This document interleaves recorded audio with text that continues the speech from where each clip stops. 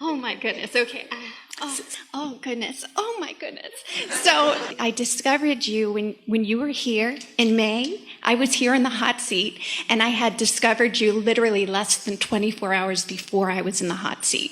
So I found you on YouTube, and then within 24 hours I was in the hot seat. You happened to be in my backyard. So that was amazing. I think I failed miserably since I've been here. I've got to say... clunk, clunk. Yeah. Clunk. I have listened to you, and I have come so far since May. Thank you so much, Abraham and Esther, for putting these online for us. Yeah. Because it is a great, great gift. It's a great gift, and it's gotten me through a lot. Now we're just going to play with you for a little bit, and we are going to hear you fully. Sure. But given what we just explained, can you hear the engines that she's sending that way and the engines that she's sending this way? I found you. I failed miserably. And of course that isn't true, but still. Right, because it's never done. It's never done, but still, we don't want you to be guarded of your language, but we want you to be aware of the things that you're saying that are helping you and the things that you're saying that aren't helping you.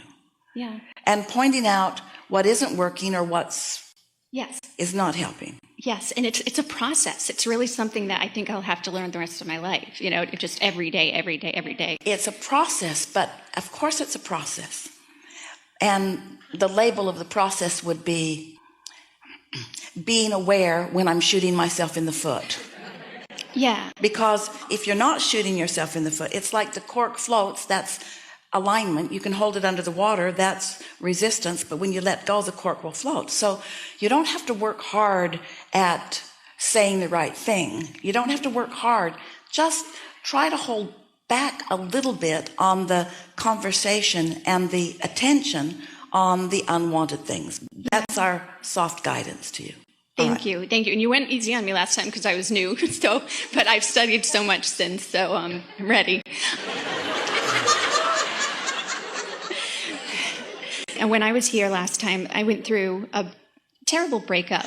Clunk, clunk, clunk, clunk, clunk. I know. Now, what we're really wanting you to hear is, why talk about that? So here you are, visiting with infinite intelligence. You've got a vortex full of things that you want, someone who can guide you right to them. And instead, you're talking about stuff that won't let you move in the direction of what you want.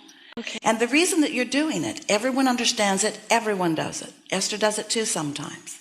But we don't let any of you off the hook about it, because as you are focusing upon any of that, you're holding yourself in resistance to what you really want.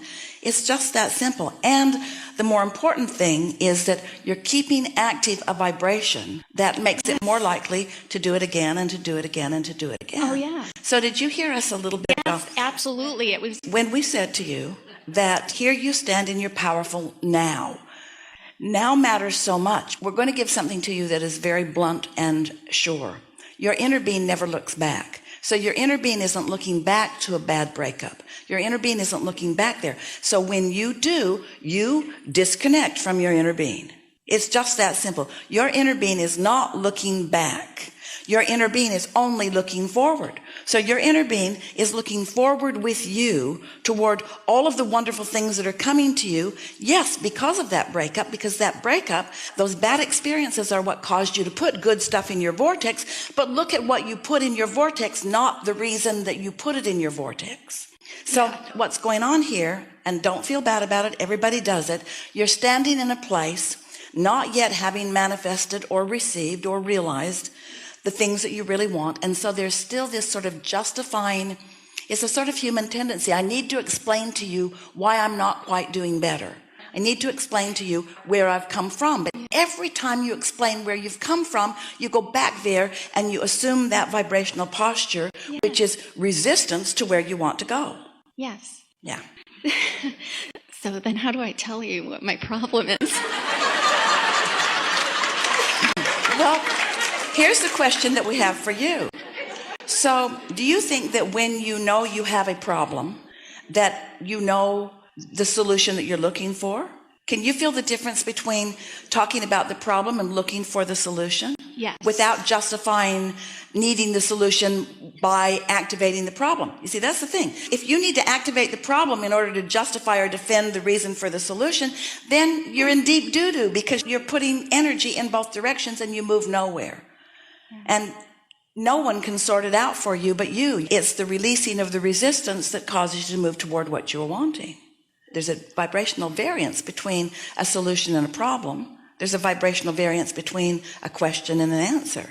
So it's just focusing more in the direction of what you want without explaining too much where you've come from. It's like saying, I want to go high up on that house or on that silo or on that mountain, but first I'm going to dig a really deep hole and I'm going to get in it, and then I'm going to climb out of the hole, and then I'll start climbing up. Yeah. And we say, or you could just start where you are.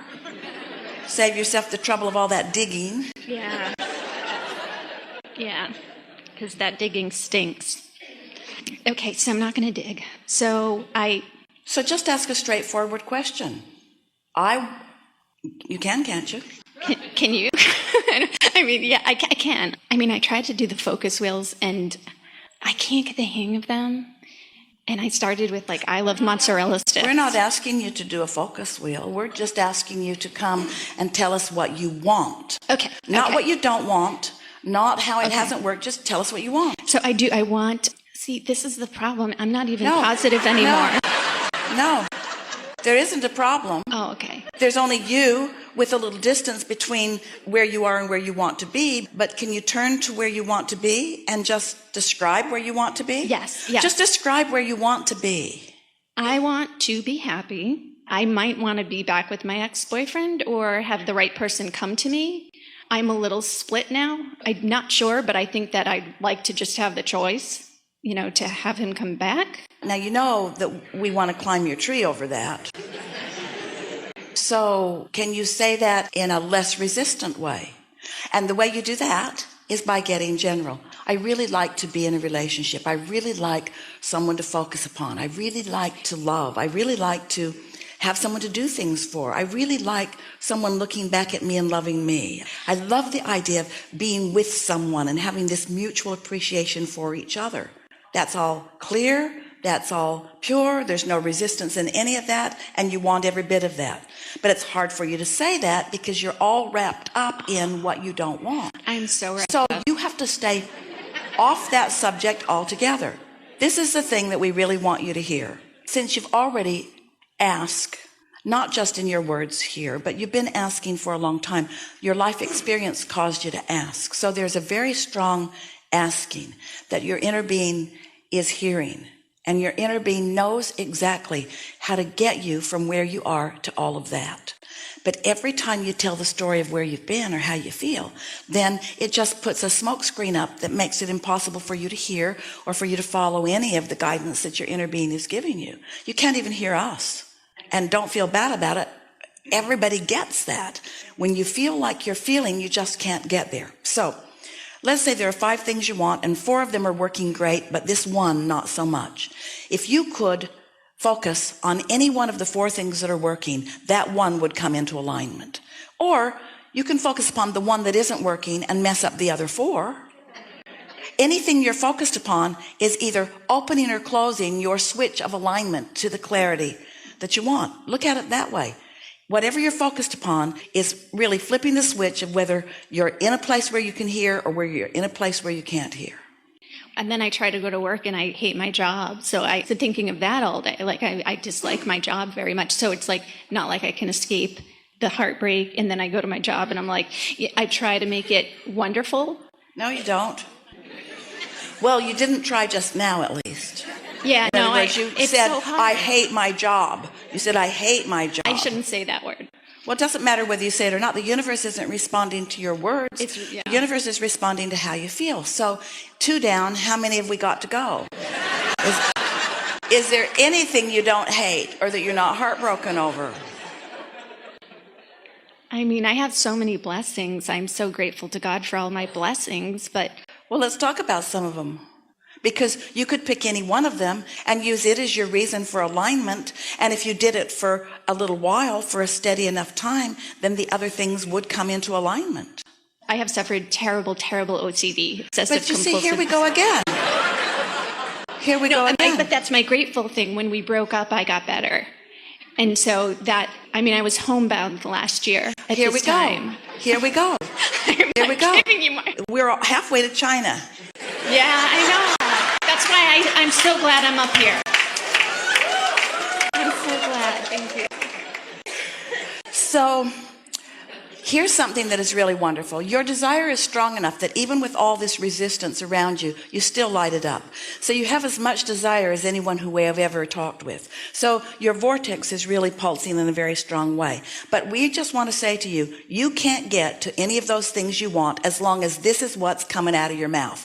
And it isn't that we want this to just stop coming out of your mouth. We want you to stop feeling about these things. And the only way you can stop feeling this way is you've got to stop focusing on them and keeping them active. Because law of attraction will just keep bringing you more and more and more and more. That's why one thing just leads to another, and another thing, and another thing, and another thing, and another thing. So then should I do a focus wheel? Well, the value of a focus wheel is to help you to focus differently. But when law of attraction is yielding to you so many things that are not pleasing, that a focus wheel will most likely just frustrate you. It did. It did frustrate me because I was trying to do it and I wasn't getting the hang of it.